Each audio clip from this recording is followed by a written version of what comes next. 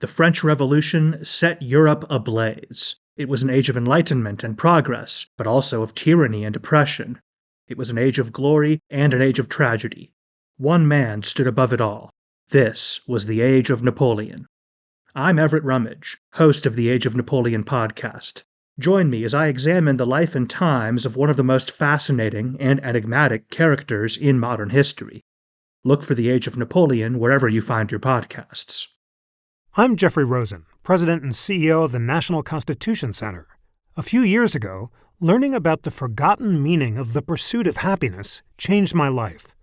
When the founders wrote that famous phrase in the Declaration of Independence, they meant an ongoing commitment to self-improvement and lifelong learning. This discovery inspired me to write a book, and in my new podcast, I explore the founders' lives with the historians who know them best. Plus, filmmaker Ken Burns shares his daily practice of self-reflection.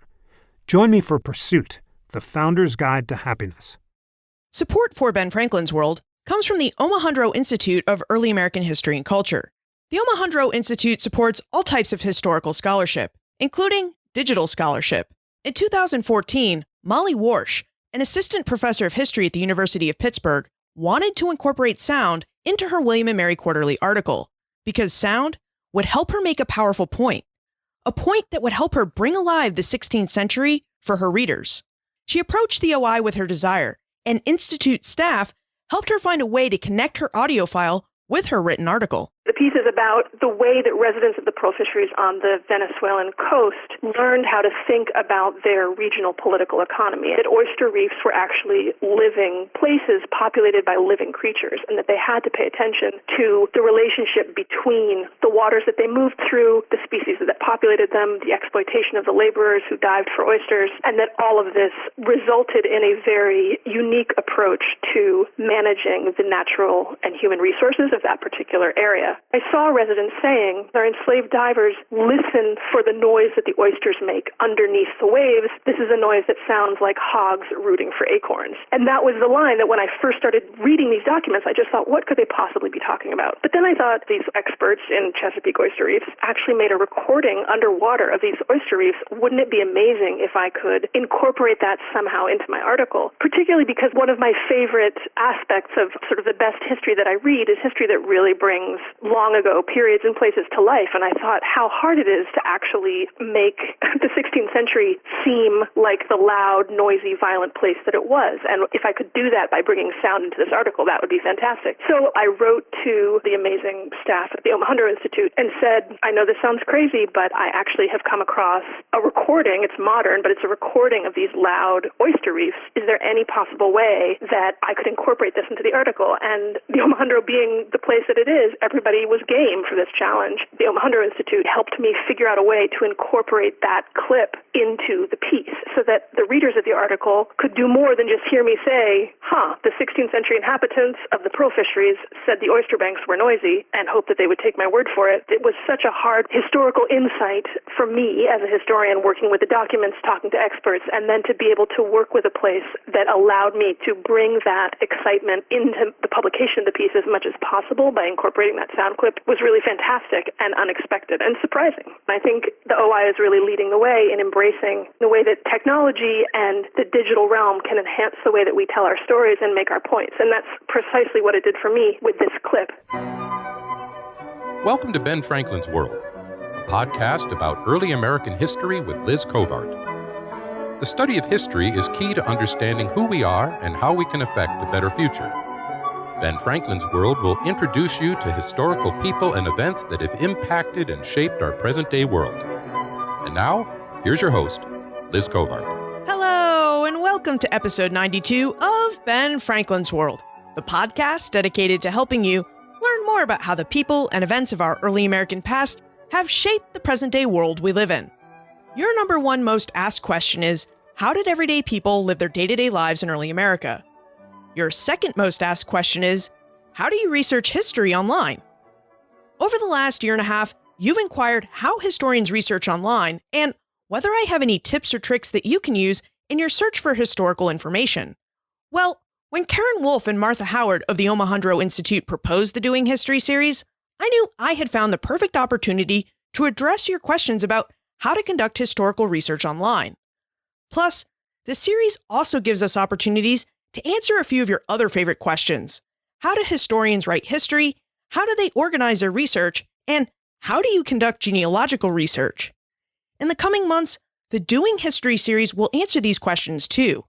But today, we're going to focus on how historians research history online. Our guest historian is Sharon Block, a professor of history at the University of California, Irvine, and a historian who relied mostly on digital historical sources to write her second and forthcoming book, Colonial Complexions: Race and Bodies in 18th Century America. During our exploration, Sharon reveals how the digital age has changed and added to the ways historians research, how historians research history online, and how we can best locate historical information using the internet. But before we dive deep into the online world of historical research, you should know that Sharon will mention a lot of different places where you can conduct historical research online. I've included links to all of these places on the show notes page, so you can just listen to and enjoy this episode without having to worry about missing a resource. Are you ready to explore how historians do history digitally? Let's go meet our guest historian. With tidings and wisdom to share about our early American past, here is this week's special guest. Our guest joins us from California, where she is a professor of history at the University of California, Irvine. She's the author of numerous articles and 2 books, Rape and Sexual Power in Early America and Colonial Complexions: Race and Bodies in 18th Century America, which will be published in 2017. Her research interests include computational data mining, digital humanities, and pursuing work that pushes the boundaries of historical practices, which is why she joins us as part of our Doing History, How Historians Work series to discuss how historians research history online. Welcome to Ben Franklin's World, Sharon Block. Thank you so much. I'm excited to be here today. We're going to discuss the internet and how historians use it to research history. Sharon used the internet a lot to research her new and forthcoming book, Colonial Complexions: Race and Bodies in 18th Century America, which offers a timely look at how Americans have thought about race and how those thoughts have changed over time. Sharon, would you tell us about your research? How did early American men and women think about race? This book actually started with a pretty straightforward question. I guess I was struck by the fact that, right, in today's society, it seems like you can't go anywhere without someone taking a picture. And it occurred to me, the 18th century is a period where racial ideas are really developing and solidifying. And we've talked a lot as historians about the idea of the body, right? The influence of the political body and the raced body and the gendered body. And I wanted to really try to put a physicality to that and say, okay, what did colonial people see when they described these raced bodies? What did they see when they described a woman or a man or a European person or an African person? And so what I did is try to find places where colonial people talked about descriptions of each other, but did not necessarily say, this is what I think race is, or this is what I think gender is. So I found a source that most people who've looked at American history or even read any American history textbook are familiar with, which are what people call runaway ads. People often see them for slaves who had escaped from their owners, and the owners would publish an advertisement in the newspaper trying to say, this person has escaped, I own this person, this is what they look like, please bring them back to me, I'll give you a reward. In the colonial period, these advertisements were for slaves, servants, deserters, sometimes people who had escaped from jail. And so they provided a really nice big source to look at how people described other people in colonial America. And what I found is that, well, we tend to talk about white people and black people and use white and black as if they are obvious terms. In the 18th century, these were not the terms that people used. And that white and black is really a reflection of the 19th century scientific racism, color-based racism. And so what I'm interested in this book is thinking about the ways that common language, the things that people said and saw every day, really called race and identity into being in this particular period. The way Sharon conducted research for Colonial Complexions differed from the way she conducted research for her first book, Rape and Sexual Power in Early America. Her first book required a lot of archival digging. Sharon visited more than 25 archives and historical societies to locate 912 incidents of possible sexual coercion in 20 British American colonies, states, and territories between 1700 and 1820. For Colonial Complexions, Sharon used over 4,000 runaway slave ads printed in 8 colonies, plus numerous letters, diaries, and printed sources like broadsides and almanacs. Almost all of these records and sources for this second book were digital. Sharon, you've experienced firsthand how digitization has changed the way historians work. Would you tell us more about how the digital age has affected how you work and the ways it has opened up new avenues for historical research? I think the first thing I talk about is actually the real life structure and the real life impediments to different kinds of research. And I think sometimes we don't think about that as much. When I went to those 25 archives, I was a grad student. I had very few responsibilities except for my research. At the time, I didn't have children. I didn't have a mortgage. I wasn't particularly responsible for anybody. I could go and drive my little car around to archives and sleep on people's couches. And that was very doable. I think we need to be realistic that for people, what's going on in their life impacts the kind of research that may be possible, whether they have funding, what kind of a university they're teaching at. I think this impacts women differentially who are still responsible largely for much of childcare. So part of the switch to digitization, I think, can open an opportunity for people, maybe for financial, family, other reasons. It is not as easy to go and visit 25 archives. I thought I was particularly privileged at that point to be able to do that. So for my second project, realistically, I live on the West Coast. I can't pop into a New England archive for an afternoon. And so I decided to try to do this project that was primarily digital. And it raises all sorts of issues. One of the downsides of that, I will say, is that digital privileges a particular kind of sources, which is print sources largely.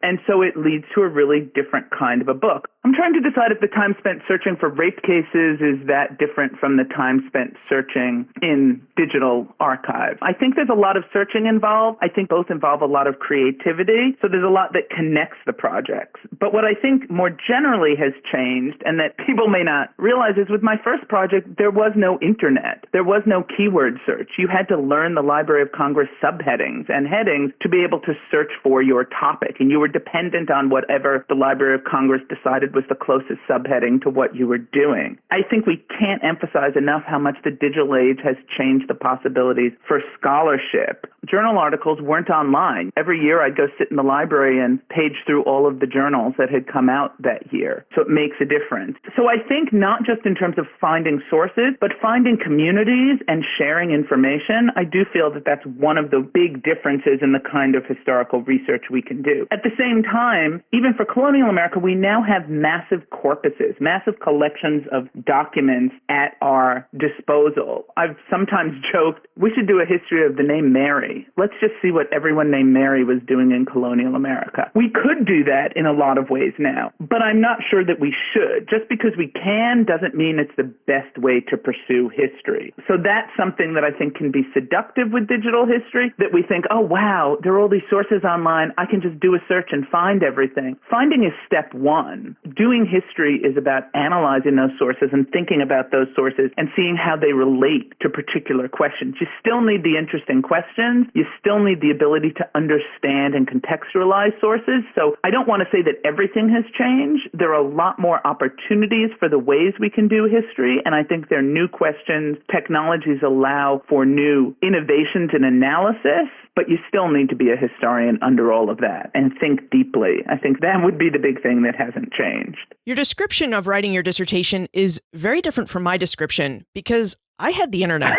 Although I did visit a lot of archives and I spent some quality time sitting on the ground in the library stacks with all of the issues of the New York History Journal around me because that particular journal wasn't digitized. And that was actually a real bummer. Yes, absolutely. And even though I really support the digital, one of the things that has been lost is the value of sitting in front of a library bookshelf and just seeing what is next to a book of interest or what is in the F or the E or the H's that is of interest to you. I can't count the number of times that that has been valuable and continues to this day. I was at the Huntington Library last year and I realized all my searching in databases, it was much easier for me to look on a shelf and see how librarians had cataloged things and just be able to see all of this stuff next to each other. So still, I love the digital, but I hope we aren't getting rid of libraries and the physical materials that we want to use entirely. Earlier, you mentioned digital privilege. Would you tell us what you mean by that? Does the fact that computers now categorize books and sources rather than humans constitute digital privilege? I think I wasn't referring so much to search in terms of digital privilege as in terms of content of documents, whose words get digitized, whose words receive a wider audience. A good example of this is the National Archives has a great site, Founders Online, which contains the writings of most of the founding fathers. That's wonderful, but that makes their writings much more accessible to a wide audience, whereas the manuscript court records, let's say, of enslaved people suing for freedom or civil cases where women want to be femsols, want to be independent women running their own businesses, these local level manuscript court cases are not being digitized in the same ways. And so I think it increases the gap between whose sources are available. It increases access to elite, generally white men sources in the colonial period. And as funding shifts from local archives to digitization, it makes it harder for these local records of common people to be widely accessible in the same ways. Now let's talk about researching history online. When many of us think about researching history online, we think about Google Web products, Google Web Search, Google Books, and perhaps even Google Images. And we often use these products by typing in search terms for the information we seek.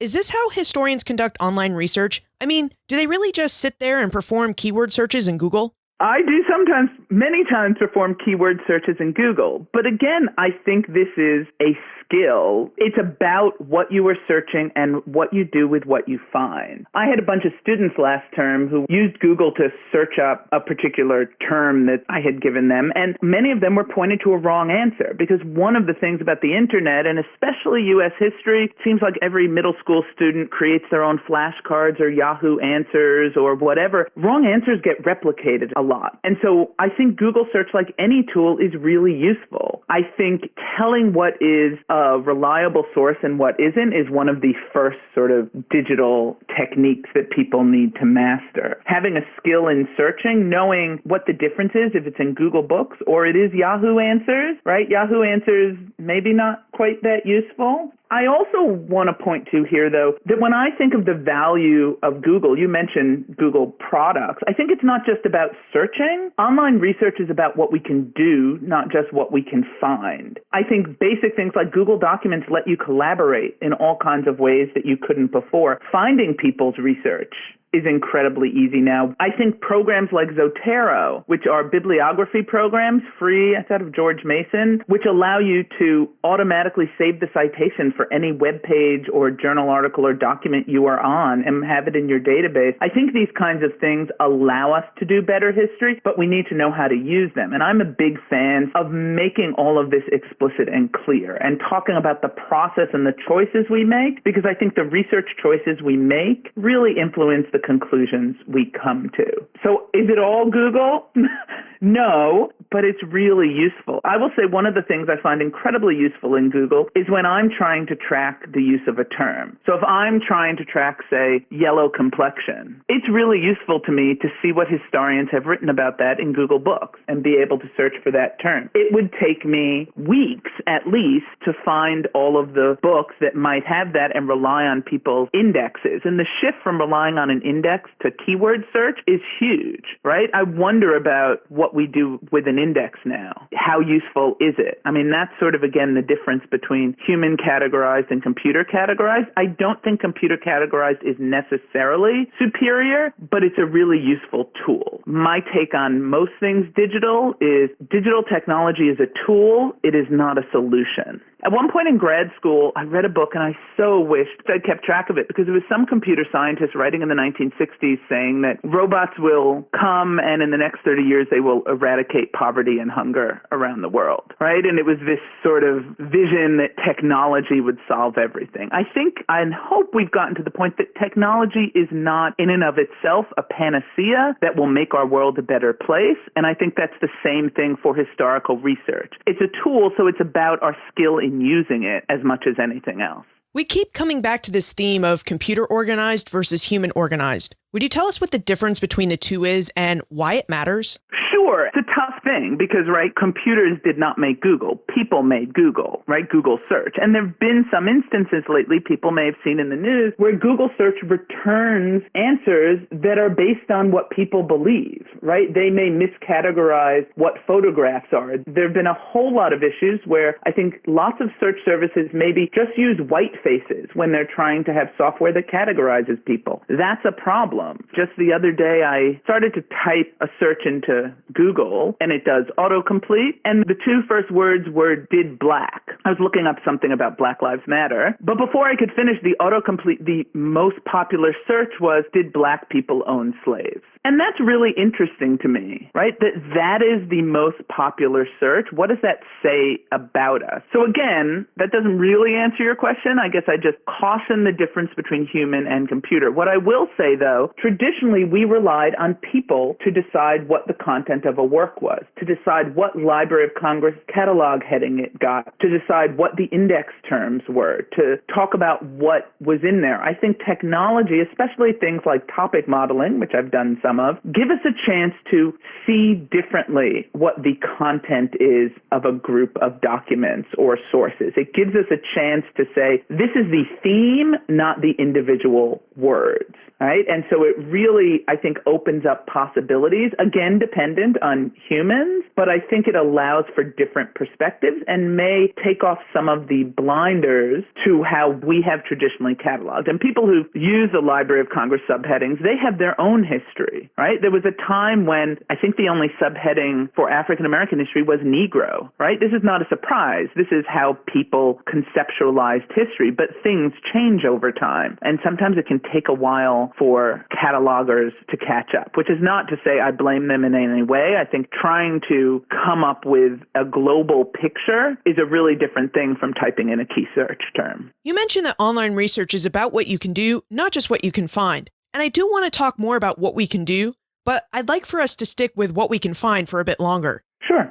You mentioned that keyword searches were problematic, that they were a skill. What can we do to maximize our ability to find the information we really want to find with a keyword search? Right. I think it depends what you are looking for. So sometimes I will search, say, for an exact phrase, and I'll search it in Google search, just general. I might search it in Scholar. I might search it in Google Books. Knowing how search works, and again, part of the problem is that every database has its own rules about search. If you type in the word woman, will it just return woman? Will it be fuzzy search that returns women as well? Will it do singular and plural searches? What words are considered stop words that are taken out of the search, right? If you search for the, many databases will find nothing because there are so many thes in documents that it would just make it incredibly clunky to have to search for every word the. If you've ever tried to search on Google, you'll see some things. If you type Google, it will not search for Google. It will give you a window to Google. So understanding, almost every database you use will have instructions. Does it use Boolean search, and, not, or? What are the terms of the search? What can and can't you search? So I really recommend becoming as familiar as possible with the database that you are searching in. Whether it is Google keyword searches, right? People may not know that you can search for particular types of documents. If you go into Google Books, there is a search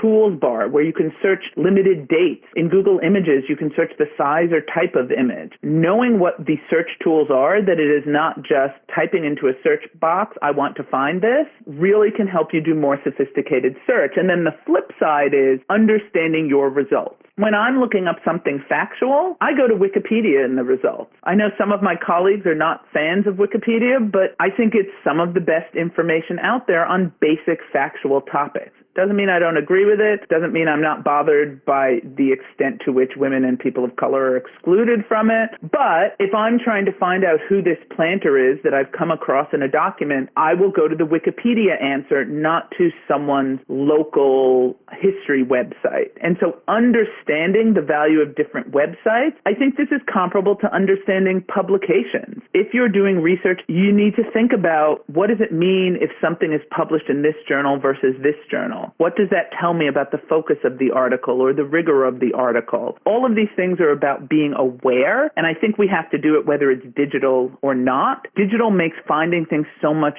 easier that it can be difficult to remember that we have to really be thinking about what we trust. This is even true, I will say, in paid databases where you do keyword search. You're looking at 18th century newspapers and you're looking for a particular word. Well, we need to keep in mind that optical character recognition, OCR, on many of these databases is really far from perfect. We'd call it dirty. I think database providers may not like me saying that, but these are 18th century documents. It is not always easy for a computer to read the text. And so while we might think the results that we found are accurate, a lot of the times you have to see they are missing, they're not the right word, they've missed other words. And so I guess my emphasis is technology and the digital doesn't mean we can stop thinking. It doesn't replace human thought and it doesn't replace historical expertise. It gives us a chance to apply it in new ways. You brought up other databases, and many historians use big databases like early American newspapers or early American imprints when they research history. Would you tell us about these and other databases that historians use to conduct their research? There's such a proliferation of databases. ReadX, which produces Archive of Americana, which is American historical newspapers, and what used to be Evans and Shaw Shoemaker, which is early American imprints, as well as other things. That's one of the biggest ones. It's also one of the most expensive. They work with the American Antiquarian Society. That's certainly one. I think there are a lot of local archives that have gotten funding to digitize their collections. And I'm a big fan of talking to your local archivist or searching your local archives. Certainly, the federal archives have produced enormous amounts of collections. One of my favorites, I'll just say off the beaten track, is the St. Louis Circuit Court Historical Records Project. They've got a really nice database. They've put on over 9,000 images from about 300 freedom suits involving African Americans and Native Americans. They are wonderful documents. One of the things I like is that they have the original manuscript court records of people often suing for their freedom, saying, I'm wrongly enslaved. And they have transcripts of them, which makes them very usable. I use them a bunch in classrooms. I mentioned Founders Online. If you're interested in the Founding Fathers, that's put out by the National Archives. Martha Ballard's diary was one of the first digital sort of resources put out there. It must have been 10, 15 years ago. I think it's still great today. Martha Ballard was a midwife. Laurel Ulrich, a historian at Harvard, made her famous by writing a book about this amazing diary she kept as a midwife and weaver in late 18th, early 19th century Maine, and made this companion online resource, which has actual pages of her diary, transcriptions, information. You can search the diary and see how many times she mentions washing. I think it was over 900, which depressed me. Something people don't think about, people know JSTOR as a collection of journal articles across fields, and it's behind a paywall, which can be unfortunate for people who don't have access. But something people may not realize is a lot of their early 20th century journals are free and accessible to anyone. And a lot of those were antiquarian publications of colonial diaries and letters and journals. So that can be a great way to get at a whole lot of sources. It's really useful. I find it in classes and for students. And again, those are fully text searchable. So that's a really nice thing to have diaries that are searchable. There's also some paid versions. Alexander Street Press does a women's diaries collection that goes back to the colonial period. I think they also maybe do a Native American and a colonial. Keep in mind, a lot of these collections are curated. And so it's really important to think about who did this curation, what is in here, what is not in here. That's really important with Google Books as well, to think about what is the universe of which I am drawing my information and conclusions. A couple of things that I've used in my book, runaway ads for slaves and servants, are really great things. They've been used a lot because they have so much wonderful information. The Virginia Geography of Slavery is a great collection of mostly Virginia slave and servant ads, some Maryland ones as well. A class at Wesleyan made a really nice online collection called Runaway Connecticut. It's Connecticut advertisements for servants, apprentices, slaves who ran away in the 18th and early 19th centuries. I think there's no shortage of information out there. Some of it is behind paywalls and some of it is very localized. I really recommend talking to librarians on this subject. A lot of universities have parts of their manuscript collections digitized. So depending on what you're interested in, there may be lots of options. Again, I just caution we be really clear about what is digitized is not the universe we could be looking at, and being clear about the parameters of what is and is not digitized. It's really astounding how many databases there are with information about the past in them. And I guess we shouldn't be surprised, right? Because the internet's been around for a while. But where do we find all of these databases? Are librarians our best resource when we're trying to find digital information about people, places, and events of the past? Or is there a centralized digital directory that contains a listing of all the paid and free databases that are available? I guess that would be Google search would be your best bet on that. I don't think that there is a single list of databases. And part of this is how are we even defining a database? Databases imply that it is searchable. There are many that are not searchable, but that are documents online. There are individuals who put documents online or who collect documents. And so I do think as a general rule, librarians and archivists are the experts, and we should listen to them and pay attention to them and be kind to them as much as possible, because they make what we do possible. I know many universities, including my own, have librarians who will make lists of popular resources. So you could even go to, even if you're don't belong to that university, libraries will often have research guides for particular subjects. Again, I think depending on the project, if it's a local history project, if it's a genealogy search, there's certainly commercial websites. There's also the LDS Church has familysearch.org. But even as I hear myself talking, the problem is there is no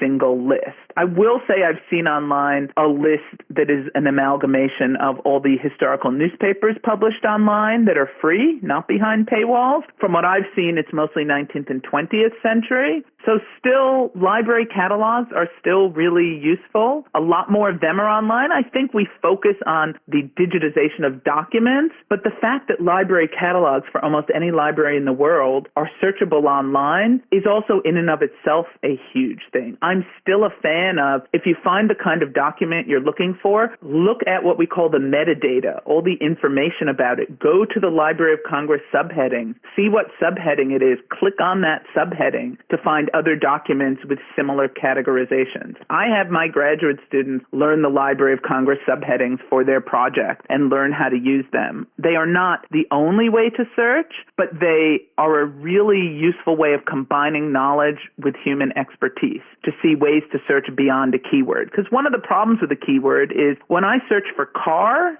let's say is a word, obviously not for colonial searches, but if I search for the word car, Google will not give me all the occurrences of automobile or Porsche or Corvette or Volvo, right? And so one of the things about keyword is we need to think about what exactly are the words we're using and how we might broaden that in ways that are more useful to get a bigger sense of our project. So again, that's about human expertise. As you were describing some of the information that you found in various databases, I was trying to picture what a digital source looks like. In my experience, they're often text-based. Books, letters, newspapers. Are all digital sources text-based, or are there non-text sources too?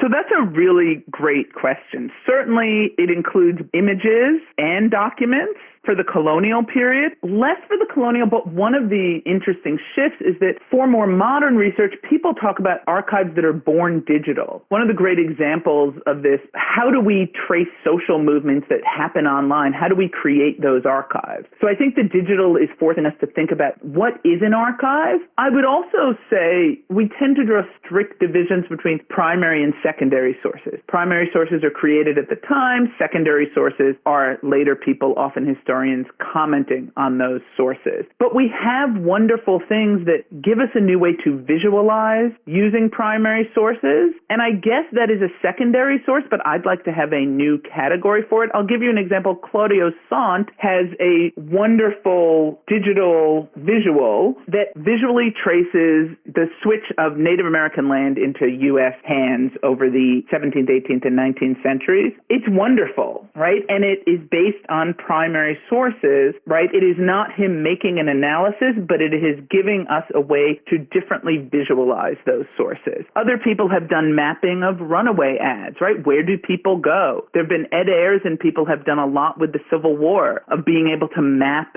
shifts in people and property in the Civil War. And so these aren't primary documents per se, but I do think visualization is something really exciting that can give us a new way to think about the documents that we do have. Earlier you mentioned paywalls, that some of the history databases are behind paywalls. Would you tell us why that is? I mean, doesn't the internet make information free for everyone? Oh, that would be nice. Paywalls are a tough thing. They are a really tough thing because on the one hand, that's sad, and that again privileges people who have access in particular ways and reinscribes those differences, right? I'm at a University of California, all the UCs get together and purchase a lot of digital access. People at smaller institutions or who use their local libraries often don't have that access. So I see real issues with that. On the other hand, digitization is not cheap, and people sometimes think, well, you've digitized everything, you're done, why do you need to keep being paid? Creating systems that work takes time and money. One of the concerns that libraries and archivists have is what happens when no one is watching over a digital archive? What happens when the person who did this archive maybe retires and nobody's keeping it up to date? What happens when the software that the person put in the background to run the search for the archive no longer works? There are real questions about this, about how we maintain databases, and I do think that that takes time and energy. I mean, I just spent the last few days, Redex has come out with a new interface for lots of its databases, and they might not like me saying this, but it's really problematic and buggy. I've exchanged, no exaggeration, about 60 emails related to these problems.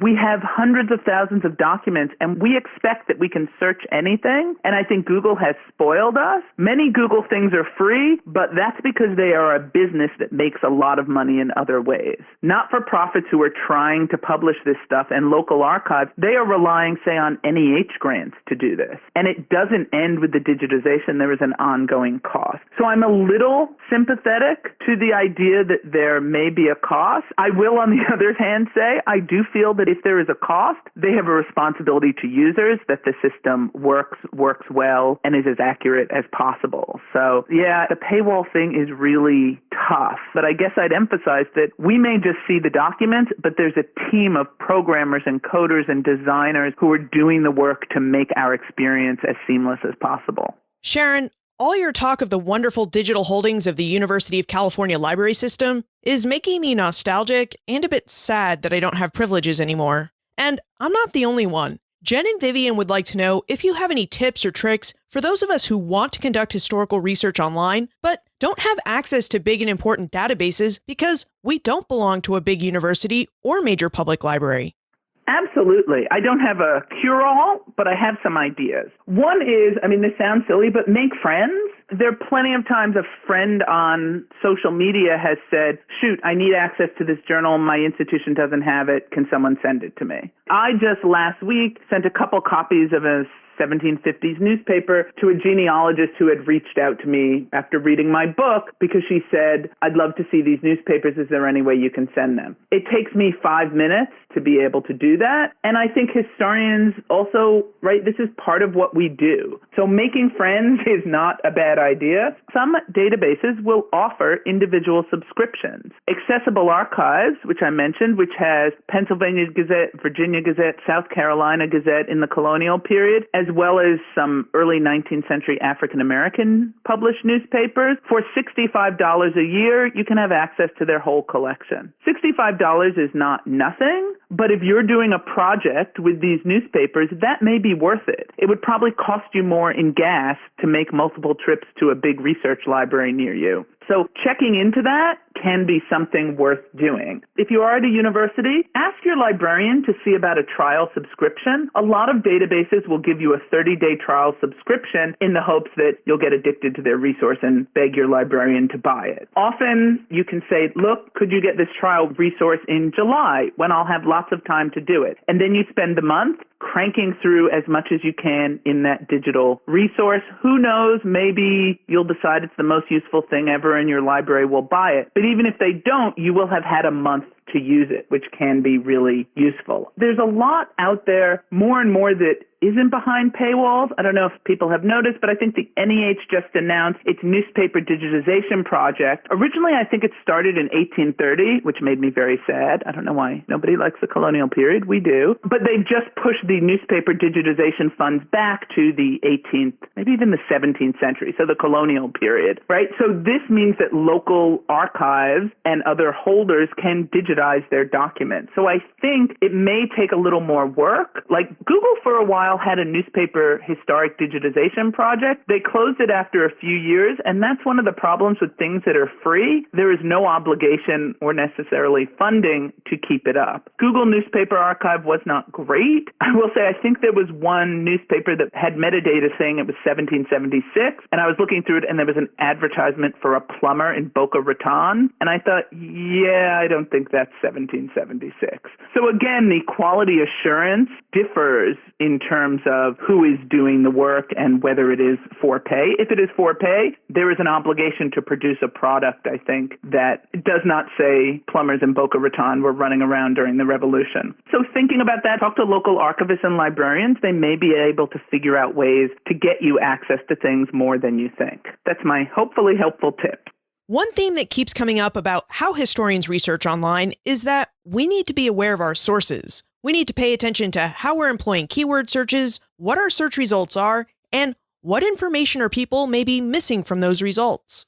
With all of this in mind, do historians have a set of best practices when it comes to conducting their research online? I mean, are there standard methods historians use when they search for particular records and then evaluate those records? Not that I know of. I wish that there were some standards, and I think it's certainly a skill that is becoming more important. I think, again, librarians and archivists have taken the lead in this, but part of the problem is that it depends what you're looking for. Are you looking for every secondary source book written on a particular topic? You know, sometimes I will find a phrase in a document, and I will want to see, what does this phrase mean? How often is this phrase used? How is it used? That's a really different kind of search. So I don't think there are standards, and this is where I think digitization does not mean automatically useful results. Just like when I would go through hundreds of court records to find cases that related to sexual violence, there was as much an art to that. It wasn't, oh, it says rape, therefore it's rape. There were many cases that were not as obvious as that in the records. And developing that ability to understand what the possibilities are, what things can mean, what different things can mean, is something that takes skill and practice. I would like to see certainly guidelines and help would be useful, but I also think this is what it means to be a historian. It used to be finding what was in archives, paging by hand through documents. Now it may be finding what is on the internet. Having said that, there are some basic things that I've talked about. Look at what the source is for your document. If it says .edu, it may be more useful, or you may offer it a little bit more trust than you might something that says .com. Not necessarily, but it's a tip. Very often people do all these great projects where their students put information online. These can be useful, but one of my concerns is that you need to recognize you may be reading an undergraduate's paper, and so you need to not take that as necessarily the same thing as a piece of finished scholarly research. On the other hand, there are historical blogs out there that are phenomenal. Historian or the African American Intellectual History Society blog. These are fantastic blogs with information that I would take seriously as absolutely serious research, but it takes some time to figure these things out. I have not seen anything that sort of, gives you a little green light that this is a quote-unquote real source. I don't know that I'd like that, because I'd worry then about whose sources get prioritized as legitimate and whose don't, whose writings count in the scholarly apparatus and whose don't. I would always err on inclusion over exclusion, and that includes in the digital. Near the start of our conversation, you mentioned how online research is about what we can do, not just what we can find. And we've spent most of our conversation talking about what we can find. So let's now turn to what we can do with online research. Our digital age has altered the way some historians, like yourself, work. Would you tell us the other ways that computers have facilitated your research? Perhaps you could tell us how it facilitated your research and writing of colonial complexions. One of the big things is that I think we can aggregate data more easily, right? So that I can go and find all of the examples of a yellow complexion in a particular newspaper run. When I did my first book, when I was looking for rapes that were publicized in newspapers, I was sitting there with microfilm or sometimes microcard, if any of your readers remember that, not fondly, I'm sure. I was sitting there skimming frame by frame, moving my eyes up and down, trying to look for ravish, rape, any word that caught my eye. At the end of my project, I was almost a little bit sad when the first digitized collection of the Pennsylvania Gazette came out, where I could just type the word rape, ravish, and find all of that I had sweat to find before. But what it means is that instead of saying, okay, I looked through 10 years of newspapers, this is what I found, we can look through 100 years of newspapers, or we can look through 10 years of 10 newspapers. And so I think for me, especially in colonial complexions, this allows me to make arguments based on snippets of information piled up together. And that is something that I think is newer, that I can take, instead of saying, oh, this one person was described in this way, I can say, look at what percent of all of these people were described in this way. And so I think quantification comes in here a bit, and I know historians are not generally known for their love of math and numbers, but I certainly in both my projects am interested in doing social and cultural histories that have an undergirding of quantification, but that the text itself, there is still a narrative. I'm still telling a history. So I like to think of the ways that we can use digital records to point us to conclusions to analyze. Again, the human factor. On the other hand, before colonial complexions, I was doing a lot of work with topic modeling, which is in some ways an alternative to keyword search that really computers use statistics to figure out what words tend to co-occur, appear together. So it helps you find subjects rather than keywords. And that can really show us things we wouldn't necessarily think. In one of my projects, I looked at 500,000 abstracts for historical articles and found that less than 10% of those articles focused on women. That usually surprises people. This was from 1995 to 2005, so pretty recent. And it was at a time when people were saying, oh my goodness, women's history is overtaking the profession. Everything's women's history. And the reality was that it wasn't, right? And so being able to look at 500,000 documents and make a conclusion about them is not something that a human could easily do, certainly not in one lifetime. And so I think asking these kinds of different questions, these big questions that can provide evidence, I think the flip side is it kind of, I think, should encourage historians to think about what counts as evidence. If we find one example of something, is that indicative or an outlier? All of us probably who have done research have been in a situation where you find a great case or a great example or something wonderful. When you look back on your research, you say, yes, that is the theme. But if you look more carefully, very often, that is a really cool exception, not the theme. We tend to remember what stands out, not as what the background. And I think digitization puts some responsibility on us to think broadly about what is the background, what is going on all the time, not just the interesting spikes some of the time. Let's move into the time warp. Normally, this is the fun segment of the show where we ask you a hypothetical history question about what might have happened if something had occurred differently or if someone had acted differently. However, I've pulled our time machine out of the garage, and we're going to allow you to use it to visit the future.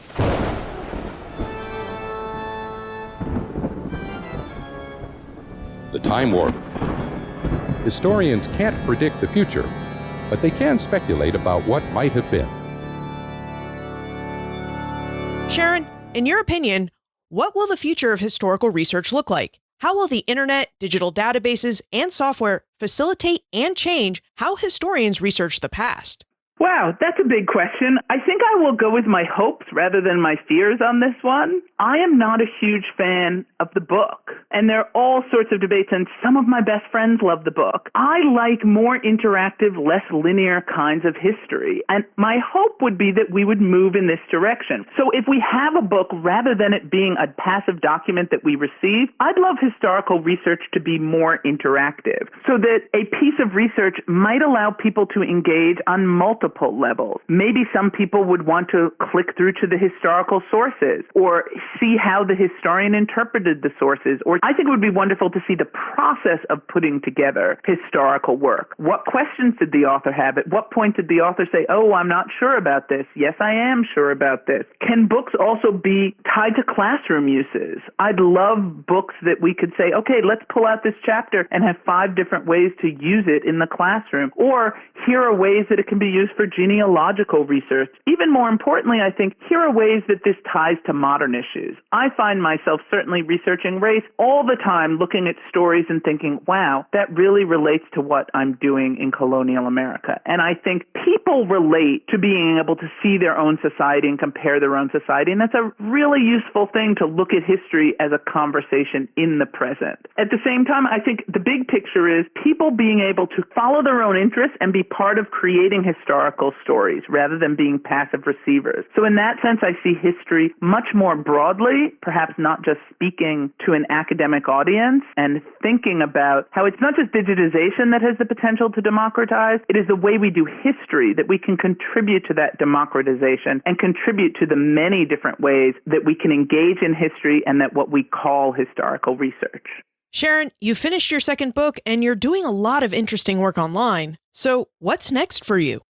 What's next for me? Sleep is always what I say I would like to be next for me. After that, I'm currently writing a review essay on some of the great new works in early American, early national history that are looking at race and gender and sexuality. So I'll hopefully finish that up soon. I've also got a project going for an anthology that asks about what is heterosexuality and really thinking about, we talk about the heterosexual political economy, or sometimes we don't talk about heterosexuality, but we assume it. And really thinking about what did this mean in colonial America and what were the impacts of assuming heterosexual norms in colonial America. Really, that one's just percolating in my head. We'll see where it goes. How can we get in contact with you if we have more questions about your work or how to research online? Do you have a website?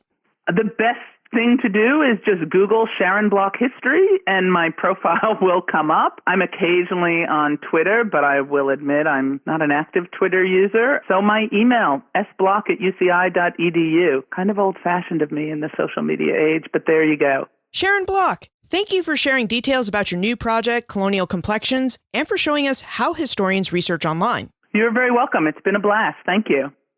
I love Sharon's idea that online research is about what we can do and what we can find, because it's so true. Computers and the internet have really added to the ways that historians can analyze, interpret, and present information about the past. And they've added ways that historians can find information too. For example, Sharon just told us about a lot of different digital archives and websites where we can find digitized documents, maps, and other historical sources right from the comfort of home. We couldn't do this 15 years ago. Now, some of the digital databases and websites that Sharon mentioned, we can access for free, but others will need to pay for. If we ever can't access a digital archive because of a paywall, we should remember Sharon's great advice and ask librarians, archivists, and historians for help.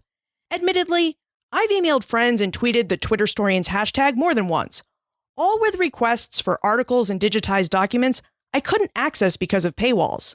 And I can tell you from firsthand experience that asking for help works. Most historians and librarians really don't mind helping with such requests because we all tend to work collaboratively anyway. Now, to Sharon's list of tips and tricks for getting access to subscription databases, I'd like to add alumni libraries.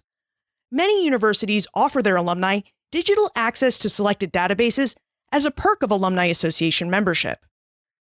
Finally, one of the biggest takeaways from our conversation with Sharon is that digital archives share a lot in common with physical archives.